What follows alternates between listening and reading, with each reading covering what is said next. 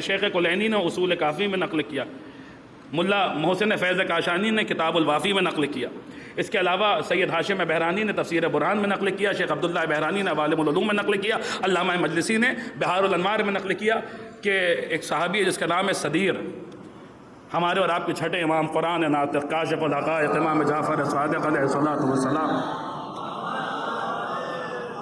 کا صحابی ہے، موسم حج ہے، حج کے لیے آیا ہوا ہے۔ صدیر کہتا ہے کہ میں مسجد الحرام میں داخل ہو رہا تھا اور امام مسجد الحرام سے برآمد ہو رہے تھے، آپ باہر تشریف لا رہے تھے، میں مسجد الحرام میں داخل ہو رہا تھا۔ لوگ کعبے کے گرد طواف میں مصروف تھے،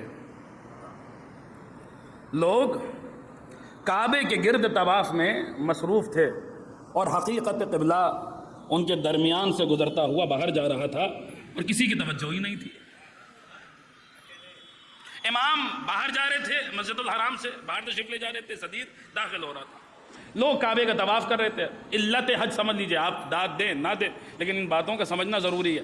علت حج اور مقصد حج سمجھ لیجئے کہ صدیر کہتے ہیں کہ میں داخل ہو رہا تھا، امام باہر تشریف لا رہے تھے، مجھے دیکھا، امام رک گئے اور رکنے کے بعد ایک مرتبہ میرا شانہ تھاما اور شانہ تھامنے کے بعد امام کعبے کی طرف مڑے، لوگوں کے طواف کو دیکھا، لوگوں کے حج کو دیکھا اور پھر امام نے یہ جملے ارشاد فرمائے، مولا فرماتے امر الناس ان یاتوا هذه الاحجار فیطوفوا ثم یاتونا فیعلمون ولایتهم لنا۔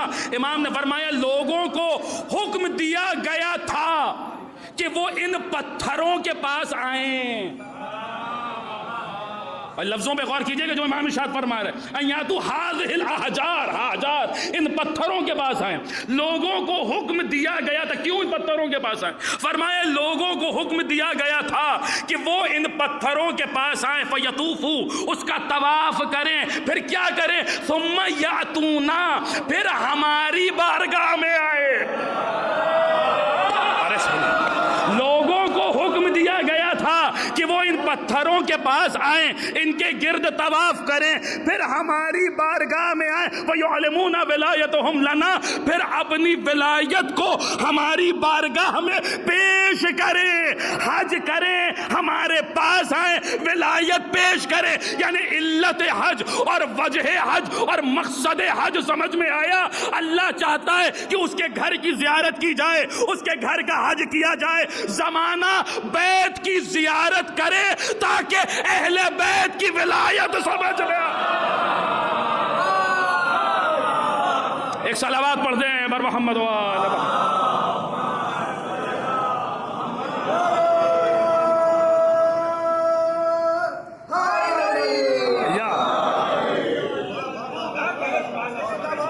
لوگوں کو حکم دیا گیا تھا، لوگوں کو حکم دیا گیا تھا کہ وہ ان پتھروں کے پاس آئیں، ثم یطوفوا، پھر طواف کریں، پھر ہمارے پاس آئیں، اپنی ولایت ہماری بارگاہ میں پیش کریں۔ یعنی حج صرف حج نہیں ہے بلکہ یہ ولایت کا مقدمہ ہے۔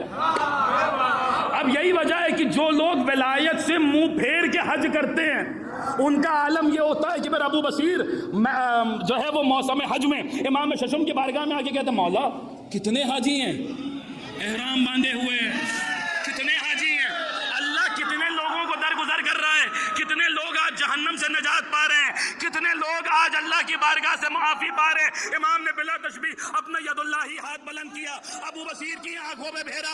اب جو ابو بصیر نے کچھ دیکھا گھبرا کے کہا مولا یہ حجابات واپس سے آنکھوں میں ڈال لیجئے۔ کہ کیا دیکھا؟ کہ اب تلک تو میں احرام باندھے حاجی دیکھ رہا تھا لیکن آپ نے حجابات ہٹائے تو دیکھا کہ اب احرام باندھے انسان نظر نہیں آ رہے، کہیں بندر ہے، کہیں خنزیر ہے، کہیں کتا ہے، کہیں بلی ہے، کہیں کوئی جانور، کہیں کوئی جانور۔ امام نے بتا دیا اگر ہماری ولایت کا منکر ہے حاجی تو دور، ایسا بندہ انسان کہلانے کے لائق نہیں۔